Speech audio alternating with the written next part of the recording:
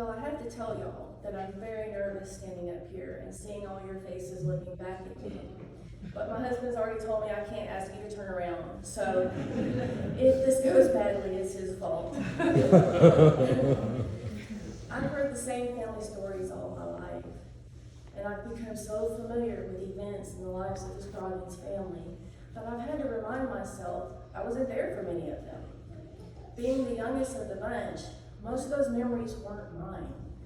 They were more like well-worn, comfortable hand-me-downs that had seen a lot of mileage over the years. They weren't made for me, but it felt like it. It has occurred to me that the reverse is not true.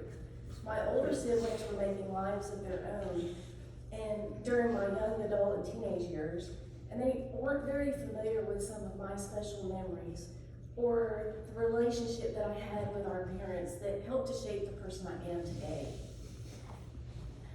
As briefly as I can, I would like to share just a few of those memories that are uniquely my own, only because of my place in the family life.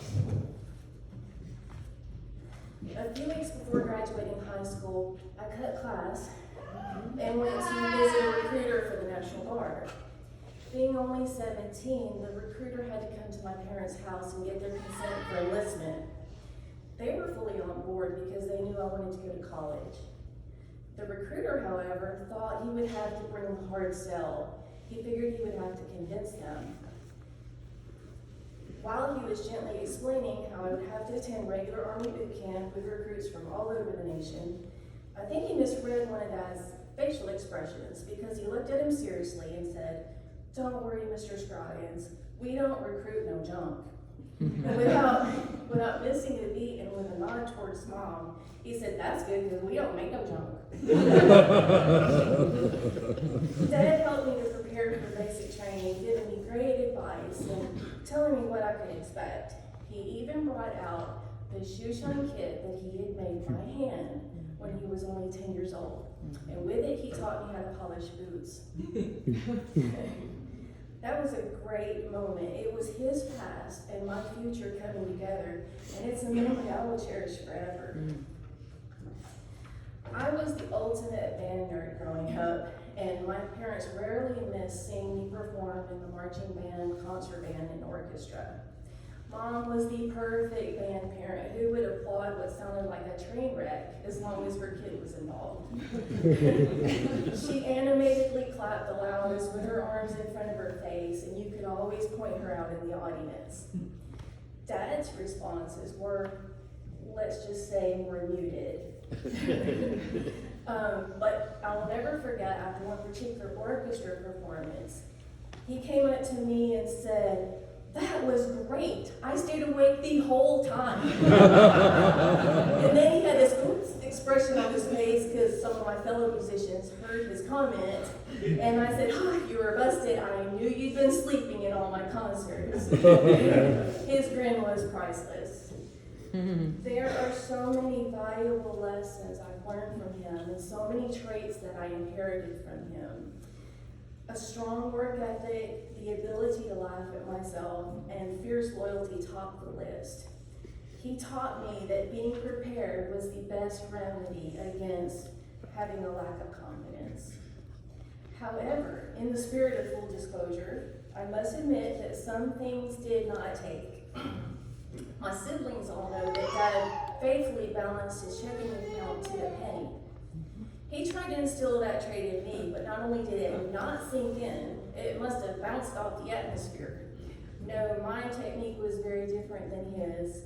My accounting involved changing banks and starting all over. A clean slate. Oh, how he hung his head in shame when he realized just how many banks I had had dealings with. One night, I brought some friends from college over to meet my parents. We walked in to find Dad in his recliner, holding a rope that was tied around Mom's ankle in her recliner all across the room.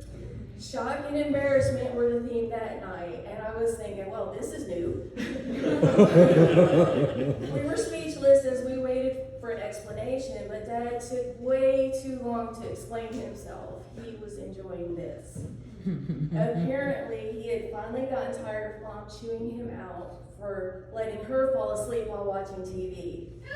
And being the clever problem solver that he was, he took matters into his own hands, so to speak. He would give the rope a nice tug every time she drifted off. I witnessed firsthand the brilliance of that idea, as he had to wake her up several times during our visit. This last memory isn't from my teenage years, but it seems a fitting conclusion, as it has impacted my life significantly.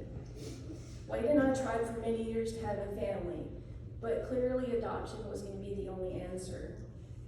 We found out about a baby boy in San Antonio. He didn't have a name yet, but was nicknamed Buford by the nurses who took care of him, my sister Kathy being one of them. But adoptions are expensive, and we didn't have the money, not even close. Not wanting us to miss our chance to become parents, my parents and my Aunt Eleanor came through for us. They gifted the money, no questions asked. And for 19 years, Dad has said this about our son, Caleb Curtis.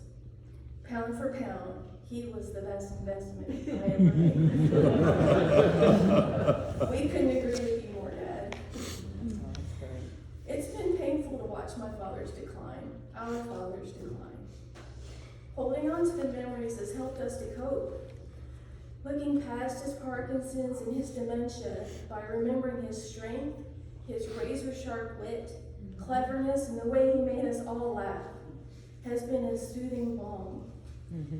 Throughout his illness and decline, each one of us has worked hard to make sure Dad knew how proud we were of him. We wanted to preserve the dignity that illness and age were trying so hard to steal. Dad, I hope you've always felt this from us. We honor you today, and we will always honor you. Your work is done now. You finished strong, and you will always be our hero. Amen.